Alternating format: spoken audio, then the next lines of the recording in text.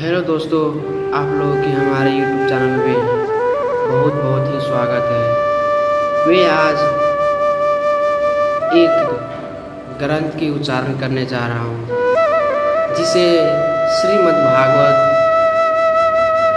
महापुराण भाषा कहते हैं। ये गीता वो चीज़ है कि इससे ही इस कलयुग की नाश हो सकता है और सब समय की पार हो सकता है। संसार की विधि और नियम और पालना के अनुसार इसी गीता से सब लोग नैया की पार लगा सकते हैं।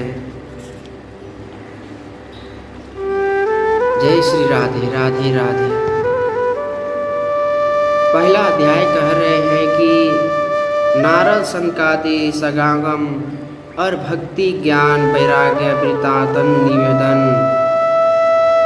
द्वापर के अंत में श्री कृष्ण जी अपनी लीलाओं को समाप्त कर वैकुंठ चले गए और कलयुग के आगमन के परिणाम स्वरूप धर्म क्षय और अज्ञान का अंधकार बढ़ने लगा, तो तत्कालीन ऋषियों को धर्म रक्षा की चिंता हुई। उन्होंने नैमिषारण्य में एक बृहद सम्मेलन का आयोजन किया। वहाँ देश देशांतर के समस्त ऋषि महर्षि उपस्थित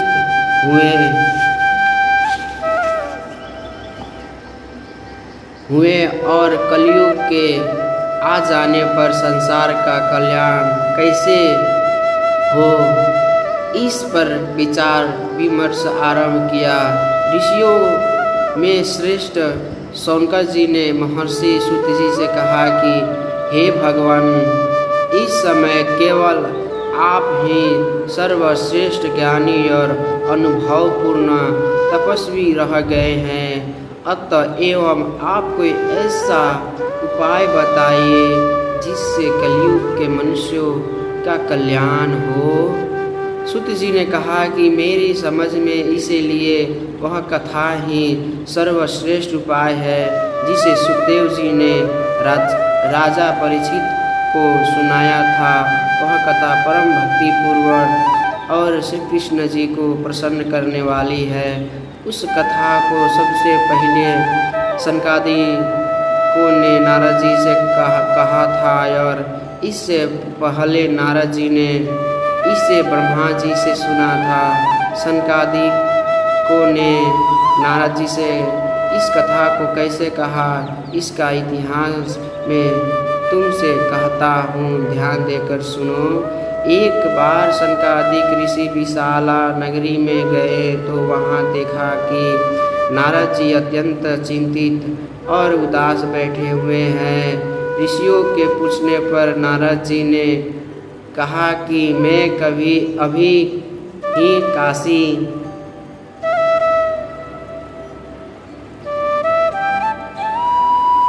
प्रयाग मथुरा आदि तीर्थों का पर्यटन करके लौटा हूँ। मुझे वहाँ यह देखकर महान कलेश पहुँचा है कि कलयुग के आ जाने के कारण सर्वत्र पापाचार फैल गया है और ऐसे निंद कार्य होने लग गए हैं जैसा पहले कभी नहीं हुआ था। श्री कृष्ण भगवान की क्रीड़ा भूमि में मैंने एक तरुण स्त्री को अत्यंत दीन अवस्था में बैठा देखा, जिसके पास 2 मृतक मनुष्य पड़े थे और वह उनकी सेवा में तल्लीन थी। मेरे प्रसन्न करने पर उस स्त्री ने बताया कि मैं तो भक्ति हूँ और ये दोनों मेरे पुत्र ज्ञान और वैराग्य हैं, जिन्हें कली ने जर्जर कर के मृत अवस्था में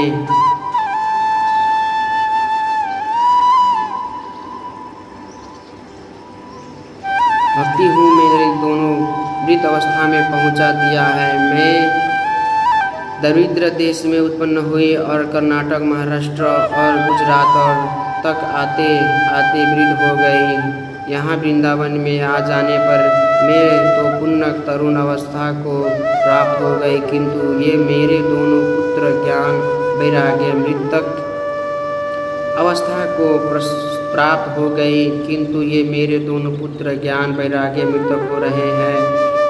एवं मैं यहाँ से दूर देश चले जाने का विचार करती हूँ। यह बात मेरी समझ में नहीं आई कि इस स्थान का यह विपरीत प्रभाव कैसे है कि मैं तो युवा हो गई और ये मेरे पुत्र युवा नहीं हुए। यदि इसका कारण आप कोई जानते हो तो हमें बताइए। नारद जी ने कहा, कली के कारण ज्ञान और वैराग्य लुप्त प्राय हो रहा है और केवल एक भक्ति ही मनुष्य के लिए कल्याण प्राप्त मार्ग अवशेष रह गया है। यहाँ वृंदावन में भक्ति नाच रही है, तुम यहाँ आकर तरुण हो गई तो यह कोई आश्चर्य नहीं। भक्ति ने कहा कि राजा परीक्षित ने कलयुग को स्थापित कर अच्छा काम नहीं किया। नारद जी ने कहा कि राजा परीक्षित कली को मार डालने के लिए उद्यम हो गए थे, परंतु वह उनकी शरण में आ गए और राजा ने कहा समझकर कि अन्य युगों के जप तप समाधि आदि के फलों से नहीं, श्रेष्ठ फल कली में केवल श्री कृष्ण के गुणानुवाद से प्राप्त हो जाता है। एवं उन्होंने कली को छोड़ दिया और वह प्रतिष्ठित हो गया। अब तो ज्ञान बीज के स्थान पर भूसा बोने के समान निष्फल हो गया, तीर्थों का फल भी चला गया। ऐसी स्थिति में भक्ति के अतिरिक्त धर्म ज्ञान आदि में कुछ भी सार तत्व नहीं रह गया।